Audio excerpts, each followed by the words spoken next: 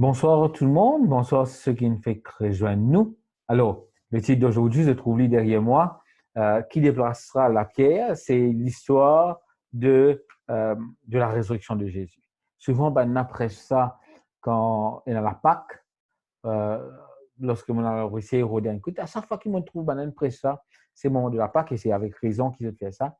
Et c'est pour cela euh, qui se fait ça parce que je dis que Jésus, il ressuscité le jour de la Pâque.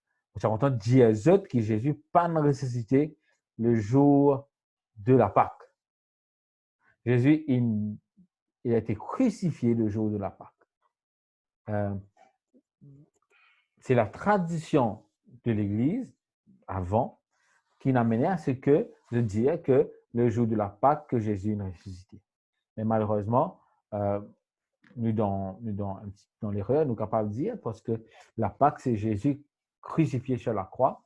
Mais je prêche un message à jour de la Pâque, mais moi, j'ai envie de prêcher ça pour nous aujourd'hui. Donc, j'ai envie qu'il nous passe un moment là, cette phrase et concentrer là et autour de sa phrase-là qui peut arriver et comment nous pensons ça qui peut arriver dans la mentalité des gens autour de cette phrase.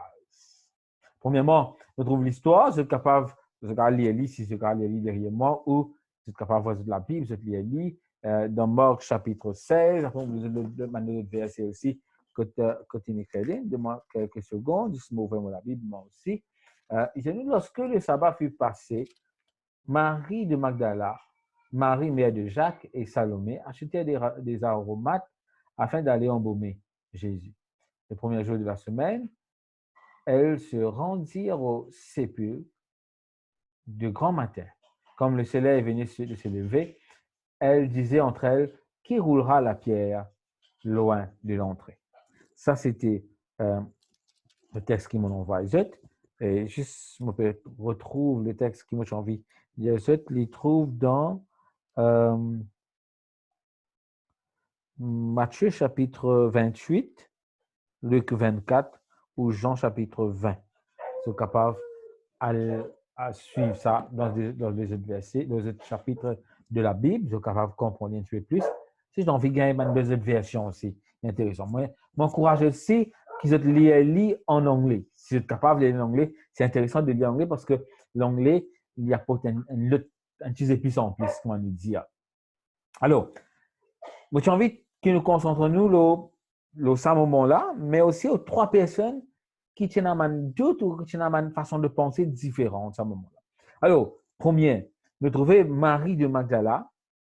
Les vignes, ils étaient préparés l'excellent camarade après le sabbat, je n'ai pas aroma, je me prépare à faire. Le dimanche matin, je peux aller. Qui Marie peut penser à ce moment-là, lorsqu'il peut marcher, lorsqu'il va guérir Jésus? Qui dans la tête tient? Nous sommes capables de supposer beaucoup de choses, mais d'après l'événement qu'ils vivent avec Jésus, nous comprenons qu'il trouve dans un problème plus grand encore. Parce que lorsque Jésus est là, il connaît que s'il fait n'importe quelle erreur, Jésus peut pardonner.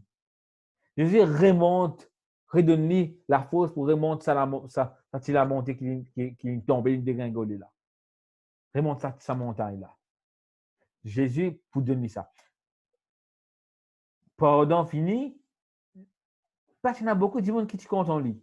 Pas qu'il y a beaucoup de monde qui te donne l'amour. Et pour lui, lorsque Jésus est décédé, il meurt sur la croix, sa source d'amour disparaît. Et c'était ça qui je redire à chaque fois. Et tellement les parcs qu'on redit, tu as redit l'autre place. Ma place que tu n'as pas besoin. Mais là, le récit gagne une place que Jésus donnait une source d'amour extraordinaire, mais cette source d'amour, il disparaît.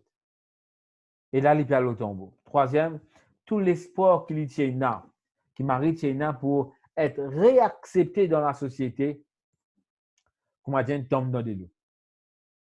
Parce que tu pensais que Jésus, pour aider, pour réintégrer dans la société. C'est pour ça qu'il tient un peu près avec Jésus, parce qu'il connaît qu'il fait quelque chose qui mal, il connaît son passé pas si bon du tout. mais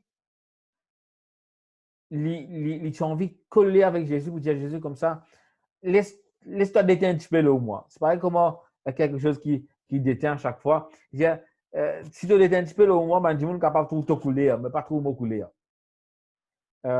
C'est pour cela qu'il est allé. L'autre personne qui nous a envie, moi j'ai envie qui nous réfléchit là, cette personne, c'est Pierre. Pierre, qui n'arrive en ce moment-là? Qui Pierre est arrivé? Qui Pierre peut faire? Qui Pierre peut penser même?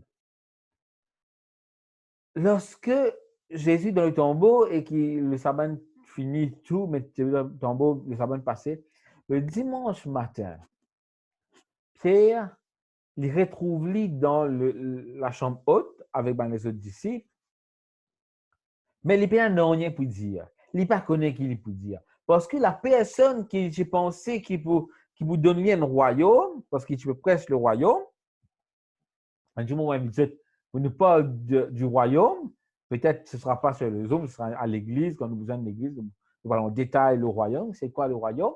Alors, Jésus peut cause du royaume, pensait qu'il ouvre les rois, puis il y a un ministre et tout, mais pas n'arrive ça. Pierre aussi a dit comme ça, qui fait un méchant qui gagne, qui fait un mauvais, du monde qui est mauvais, qui remporte la victoire. Qui fait à chaque fois dans la vie, c'est du monde qui pas suivre Jésus, qui plus gagnant. C'est plus riche, c'est plus dans tout. Pierre pense ça. Pierre pensait aussi que il fait quelque chose qui n'est pas bon du tout. Dans la tête, il dit, même tout, il passe bien, mais ça dernier moment là, la dernière chose qu'il me fait là, il n'est pas bon. Parce que la dernière chose qu'il me fait pour Jésus, c'est mon régner. Il tient bon du monde. Mais il ne faut pas que tu besoin de régner. Il ne faut pas que tu besoin de faire quelque chose de mal contre lui. Pierre n'a pas de remords. Il n'a pas de remords, il n'est pas connu qu'il peut faire. Il rentre dans la chambre haute là, il reste tranquille. Entre-temps, il y a quelqu'un qui veut marcher le chemin. Marcher le chemin, lui, il est désemparé. Il n'a pas aucune direction pour y aller. Comme s'il a perdu le nord, comment nous dire. Et tu veux suivre Jésus maintenant, qui peut suivre, qui peut arriver, est-ce qu'il veut, si Jésus est mort, quand il peut aller, il n'est pas envie même à cause de disciple, à cause de disciple. Il dit, pour quelle raison vous besoin suivre ça maintenant, alors qu'il n'a pas existé. Il ne trouve aucun avenir pour lui. C'est Thomas. Thomas, lui, il peut douter. Il est mort sur le chemin, il peut douter. Il dit, qui nous capable de faire? Est-ce qu'il est capable de faire? Est-ce qu'il m'a besoin de retourner dans la vie ancienne? Est-ce qu'il s'est changé? Mais dans ce cas, il y a quelque chose qui peut brûler en lui. Quelque chose qui peut empêcher lui retourner que il était avant. Il dit ça, Jésus-là, il est différent. Les mots, mais seulement, il y a quelque chose qui peut faire moi bruit en dedans. Il y a quelque chose qui est bouleversement en dedans. D'ailleurs, tous les trois, que ce soit Marie, que ce soit Pierre, que ce soit Thomas, tous les trois, il y a tout pour quitter tout et partir. Mais, tous les trois, il y a quelque chose dans eux qui fait eux retenir. Fait eux rester là. Fait eux attendre. Alors, ces trois personnes-là, ces trois personnages, ils représentent nous qui est ici. Nous capables comme Marie, nous capables comme Pierre, nous capables comme Thomas. Ou nous capables comme tous les trois. Nous n'arrivons quelque chose dans la vie que nous n'avons aucune solution. Et qui nous trouvait? Nous trouvons une pierre entre nous et Jésus. Nous trouvons un gros russe entre nous et Jésus. Un jour, quelqu'un, c'est dans l'Amérique qui s'est passé, un pasteur, il a raconté un petit peu la résurrection de Jésus avec des enfants. Et ce qui est plus difficile, c'est qu'il est bizarre qu'on raconte ça avec des enfants qui ont 3-4 ans. Comment on raconte ça? Alors, qu'il y fait? Il y allait, il commence à raconter et il prend une coquille d'œuf, il met des affaires là-dedans, et là-dedans, il met un rose. Et un garçon, pour ouvrir sa coquille-là, il trouve un rose là-dedans, et il pour crier, ah, c'est le rocher. Le pasteur me dit ça, mais qui te pensait de ça? Il dit, ça rocher, il est petit là, maintenant pour Jésus, il est tellement gros, il est comme un camion devant la porte là. Personne n'est pas capable de bouger. Peut-être c'est vrai que dans nous la vie, entre Jésus et nous, il y a une grosse. Entre Jésus et nous, il y a une grosse affaire qui nous empêche nous. Qui peut empêcher nous. Il est capable de nous manier, il est capable de tout ça, de critères qui mondial pour ces trois personnes-là, il est capable de venir là-dedans qui empêche nous, qui fait nous reculer. Mais la leçon qu'il nous trouvait dans ce texte qu'il nous lit tout à l'heure dans Marc chapitre 16, 1 à 3, extraordinaire. Lorsque ces femmes, ces trois dames qui pour aller vers le tombeau, si tu connais qui est un gros rocher, si tu connais qui pas pour capable de bouger ça.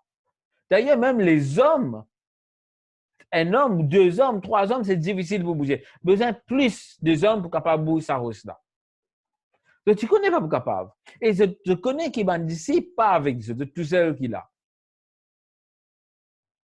Je connais qui peine aucune solution et ban soldat qui là-bas, sûrement, jamais je vous bouge pied là. En plus, je peux empêcher madame là, bouge sa pied là. Mais je connais qui madame faire, ça madame là faire. Ces trois dames là, je vous prépare les affaires. Ces trois madame là, vous prépare les aromates pour joindre Jésus. Je suis capable, je connais parce que je suis capable de connaître physiquement et dans une pierre. Physiquement, je trouve un obstacle. D'ailleurs, ce n'est pas un obstacle, c'est deux obstacles qu'il y a. Ce sont les soldats et la pierre. Je connais qui physiquement il y a ça. Mais ça pas n'empêche de préparer pour rencontrer Jésus. Ça pas n'empêche du tout pour préparer pour rencontrer le Seigneur. Alors,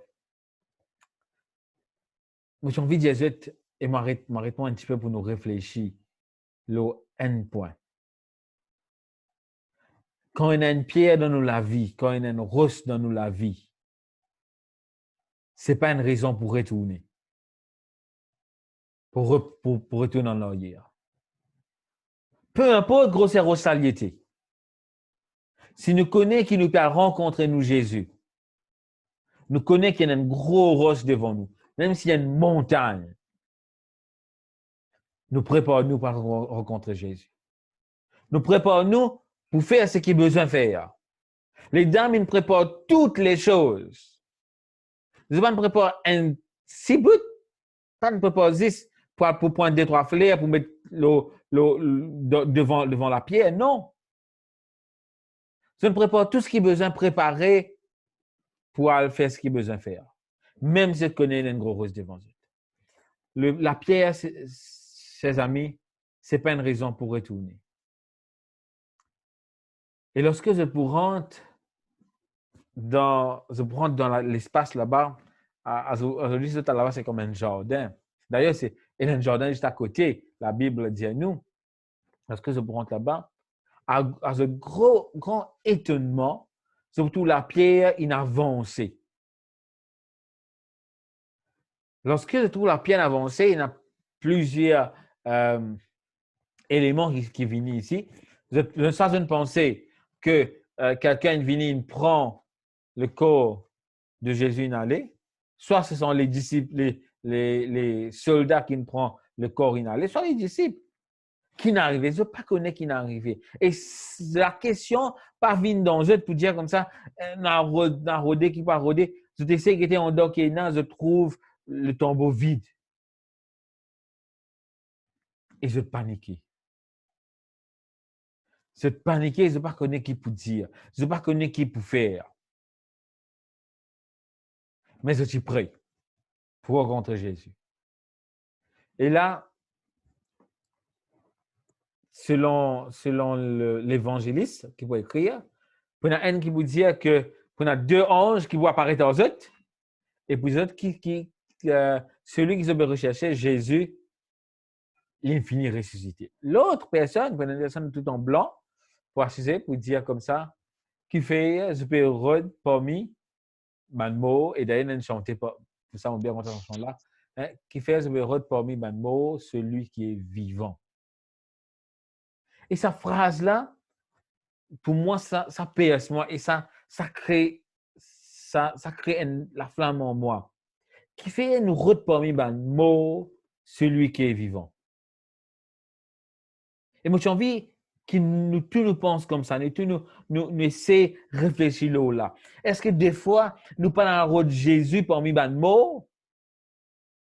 Est-ce que nous parlons dans la route de Jésus parmi ceux qui sont, comme Jésus dit, qui vous pourrissent dans la terre? Des fois, dans la route de Jésus, là que pas besoin de rôder. Alors que Jésus, il dit qu'il est pour ressusciter. D'ailleurs, peut-être dans notre lecture, tu as un petit espoir, Jésus pour ressusciter, comment ça peut être, comment ça peut arriver. Marie de Magdala, ça a besoin de fatiguer beaucoup. Parce qu'elle entendait que Jésus disait qu'il est pour ressusciter. Mais comment Jésus ne ressuscité? Qui n'est arrivé? Comment il apparaît? Tout cela, il mine sur la tête. Mais la pierre, tu as avancé. Jésus, tu n'es plus là. Et la personne qui est à côté pour Jésus, parole de Jésus ici. Et là, nous arrêtons et nous réfléchissons encore une fois. La pierre, le tombeau vide, dis-nous quelque chose. Fais-nous rappeler quelque chose. Que Jésus, avant l'Itimo, il s'y promet à ses disciples qu'il pourrait ressusciter le troisième jour. Les promesses de Jésus, il peut accomplir.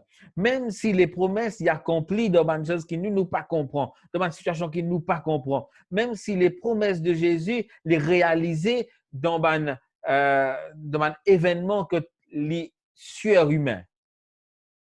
Mais tu as envie de Jésus, qui derrière toute pierre, est un Jésus qui est vivant. Derrière toute pierre qui nous est là, est un Jésus qui est vivant. Il n'est pas simplement vivant, il vainc la mort et il est le Tout-Puissant. Jésus, il est ressuscité en toute sa gloire. Jésus est ressuscité. Nous besoin capables de vivre. Et quand nous comprenons que Jésus est ressuscité et que la pierre n'est plus là, la pierre n'est plus un obstacle pour nous, nous ne pouvons pas vivre pareil comme son disciple. Vous savez que son disciple, tu peux prêcher? Jésus est mort, il est ressuscité et il est dans le ciel. Aujourd'hui, c'est ça que Jésus vient nous faire. Dis-nous, pas guette sa grosse pierre qui est devant toi là. Regarde à Jésus ressuscité. Jésus aussi dit nous, peu importe sa grosse difficulté qui est là devant toi, que ce soit ton caractère, que ce soit la façon qu'il te fait, que ce soit ton problème de famille, ta problème de famille, pardon, que ce soit aussi le travail qui te est là. Tiens-toi sur sa promesse. Rappelle-toi ce bonne promesse. Parce que, pareil comme on est ressuscité, il peut réaliser ce bonne promesse dans toute la vie. Jésus, il peut réaliser toutes les choses. D'ailleurs, si nous continuons un petit peu l'histoire, pour get à l'autre de là,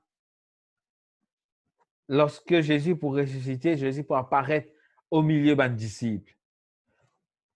Les disciples trouvent Jésus au milieu, alors qu'il a la porte fermée. Je vous dire, est-ce que c'est un fantôme? Je vous doute de Jésus. Et juste avant ça, mon rat sa bouteille, avant ça, Marie de Magdala, qui peut faire, il peut galoper, il peut dire à ses disciples qui Jésus n'est plus là, Jésus est ressuscité. Vous connaissez qui la Bible dit à nous? Et nous, ben, c'est pas croire. Ben, disciple dit à Marie comme ça, qui t'arrive toi? Tu peux cause vrai là? Ben, n'a pas croire que Jésus est ressuscité. Mais Pierre qui vous fait, Pierre pour dire comme ça, bon, pas croire, toi, laisse-moi arrêter. Et pour galber, il peut aller, Jean, pour galber, il peut arrêter. Et c'est là que Pierre vous trouve le tombeau vide. Et lorsque Pierre est tourné, Jésus vous paraît au milieu des disciples. Jésus paraît au milieu des disciples pour renforcer sa promesse. Pour dire à ses disciples, voilà, tout ce qu'il me dit et tout ce que l'Ancien Testament dit, il réalisé. Aujourd'hui, moi, je suis vivant parmi vous. Aujourd'hui, moi, mon vivant et mon là. Et d'ailleurs, mon ben dire ça, et ça échappe de toutes les lectures qui m'ont fait, mais aujourd'hui, ça me fait moi, ça m'a réfléchir un petit peu. Lorsque Jésus paraît devant son disciple, il dit à son disciple, il a faim. Maintenant, il donne poisson, il donne du miel pour manger, je pense. Alors, Jésus paraît devant son disciple, vivant, bien vivant. Et lorsque Thomas vous venir, Thomas vous tape la porte pour entrer, Thomas dit comme ça, mais est-ce qu'il est vraiment ça Jésus là, ça? Il prend un doute. Quelques jours après, 3 jours après, Jésus, pour apparaître à Thomas, il dit à Thomas comme ça, tous me la main. Que vous trouve une marque de ma crucifixion. Et Thomas pour dire quelque chose qui est extraordinaire. Et là, moi, j'ai envie qu'il nous lire. Je regarde le texte de moi quelques secondes. Voilà. Dans Jean chapitre 20, verset 28. Aussi, partage le texte avec Zet. Jean, quand il était. Donc, on a un lit, demande une seconde, ça veut dire, Jean, ce qui est là sur la Bible, je suis capable d'ouvrir toujours. Donc, il m'a ouvert la Bible sur l'écran. Jean chapitre 20, verset 28. Voilà. Jean 20, 28. Si nous partageons avec Zet maintenant, vous êtes capable de suivre avec moi. Jean chapitre 20. Alors, à nous lire un petit peu avant, juste pour nous capables de croire dans le contexte. Verset 27, on a que verset 27. Puis il dit à Thomas, Jésus peut causer, avance ici ton doigt, regarde mes mains, avance aussi ta main et mets-la dans mon côté, c'est sur ce côté, et ne sois pas incrédule, mais crois. Et Thomas pour répondre quelque chose. Thomas pour dire, Thomas répondit, mon Seigneur et mon Dieu. Mon Seigneur et mon Dieu. Et c'est sur cette phrase qui m'a envie, qui nous réfléchit et nous conclut à ça partie de méditation. Mon Seigneur et mon Dieu. Qu'est-ce que ça veut dire, mon Seigneur et mon Dieu? Qu'est-ce que ça veut dire quand Thomas pour crier, mon Seigneur et mon Dieu? Est-ce que ça veut dire quelque chose de normal? Un petit dire Seigneur, un petit dire Dieu.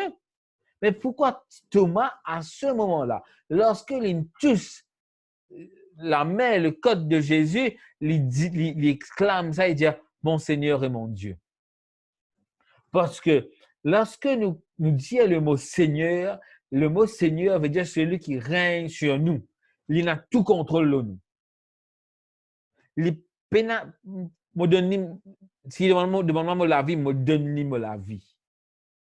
Et quand il dit mon Dieu, c'est celui qui n'est pas capable de grasp, ça n'est pas capable de comprendre, n'est pas capable de contrôler, n'est pas capable de prendre nous la main, n'est pas capable d'imaginer même quand il peut dire Dieu. Quand il peut dire Dieu aussi, le mot Dieu veut dire celui qui vient premier, qui est le seul qui remplit la vie au complet. Quand il peut dire mon Seigneur et mon Dieu, Thomas, l'expression qu'il va dire, même s'il est mort à ce moment-là, il est mort heureux. Parce que la vie n'a aucune valeur lorsqu'il connaît Jésus ressuscité. Et aujourd'hui, c'est la même chose que Jésus peut dire à nous. Dis-nous, prépare-toi. Et il y a une pierre qui est devant toi, on vous roule la pierre là. Parce que tu as envie qu'il te vienne ce Jésus vivant. Ce Jésus qui est capable de régler toutes choses. Ton Seigneur et ton Dieu t'attend. Ton Seigneur et ton Dieu ont envie de faire un miracle dans toute la vie. Et bien, je dois tout simplement croire. Lève-toi, prépare-toi et prépare-toi pour rencontrer Jésus. Qui roulera la pierre? C'est sûrement pas toi. C'est sûrement pas moi. C'est sûrement pas le pasteur ou le voisin ou le grand prêtre. Celui qui roulera notre pierre, c'est Jésus lui-même. Parce que c'est lui qui est le Tout-Puissant. Qui bon Dieu est capable de bénir nous. Et qui bon Dieu accorde nous sur la grâce. Alors qu'il nous peut trouver une pierre, c'est une pierre, c'est une affaire qui nous peut changer dans la vie. Qui nous change, afin qu'il nous capable de vivre avec Jésus, notre Seigneur et notre Dieu. Amen.